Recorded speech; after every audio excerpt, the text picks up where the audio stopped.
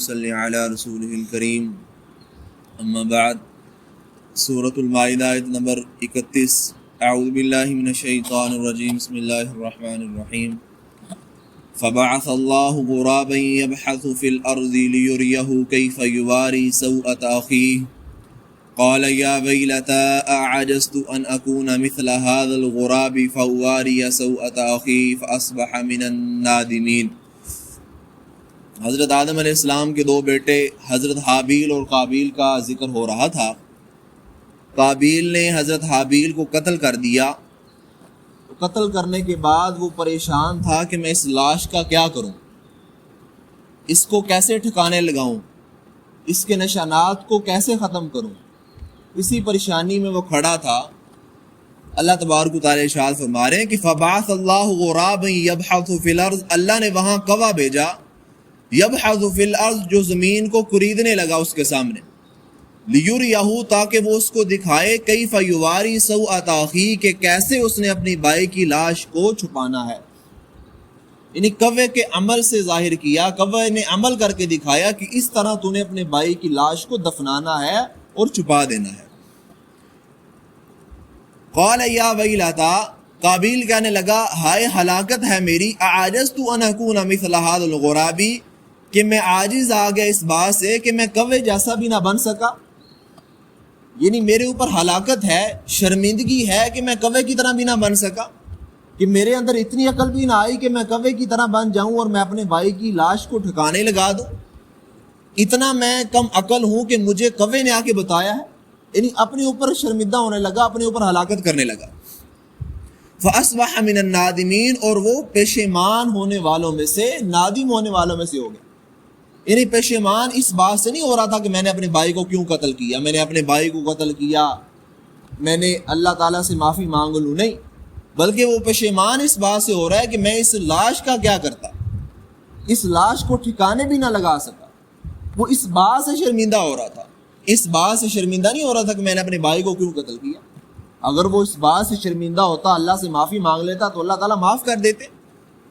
اور ایک اور بات ذہن میں رکھیں کہ حضرت حابیل اور قابیل دونوں مسلمان تھے۔ قابیل نے جو اپنے بھائی حابیل کو قتل کیا تو وہ مسلمان ہونے کی حالت میں کیا تھا۔ تو ہمارا عقیدہ ہے کہ مسلمان اپنی سزا کو بھگت کے جنت میں جائے گا۔ تو قابیل اپنی سزا جو ان کو مقرر کی گئی ہے اپنے بھائی کو قتل کرنے کی، وہ اپنی سزا کو پہلے بھگتیں گے، پھر وہ جنت میں جائیں گے۔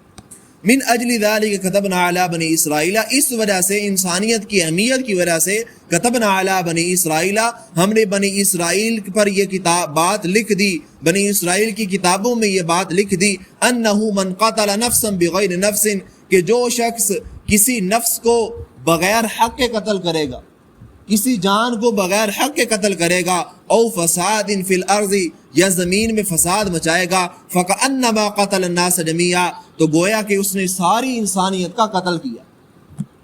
ایک انسان کو بغیر حق کے قتل کرنے کے ساری انسانیت کا قتل کیا۔ یعنی اس نے لاکھوں کروڑوں اربوں انسانوں کو قتل کیا، جس نے ایک انسان کو بغیر حق کے قتل کیا۔ ومن احیا الناس فکأنما احیا الناس جمیعا، اور جس شخص نے ایک نفس کی جان بچائی، ایک انسان کی جان بچائی، گویا کہ اس نے ساری انسانیت کی جان بچائی۔ ایک انسان کو بغیر حق قتل کرنے کی سزا بھی دیکھے اور ایک جان کی حفاظت کرنے کی جزا بھی دیکھے، کہ گویا کہ اس نے ساری انسانیت کی جو ہے وہ بچائی ہے، جان بچائی ہے۔ اور فرمایا کہ ومن احیا الناس فکأنما احیا الناس جمیعا ولقد جاءتهم رسلنا بالبینات، یقیناً ان کے پاس ہمارے رسول واضح نشانیاں لے کر آئے۔ ثم ان کثیرا منهم بعد ذلك في الارض لمسرفون، پھر یقیناً ان میں سے اکثر لوگ اس کے بعد زمین میں اسراف کرنے والے ہوں گے۔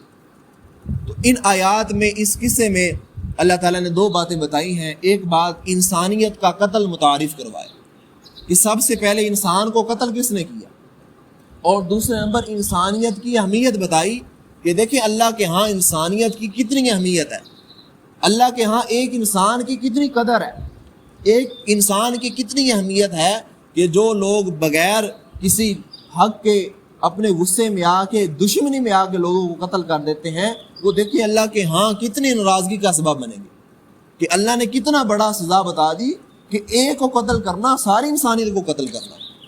اس وجہ سے ہمیں بھی چاہیے کہ اللہ تعالیٰ ہمیں ان آیات پر عمل کرنے کی اللہ تعالیٰ ہمیں توفیق عطا فرمائے, حق سر سمجھنے کی توفیق عطا فرمائے. وما توفیقی الا باللہ علیہ توکلت و الیہ انیب.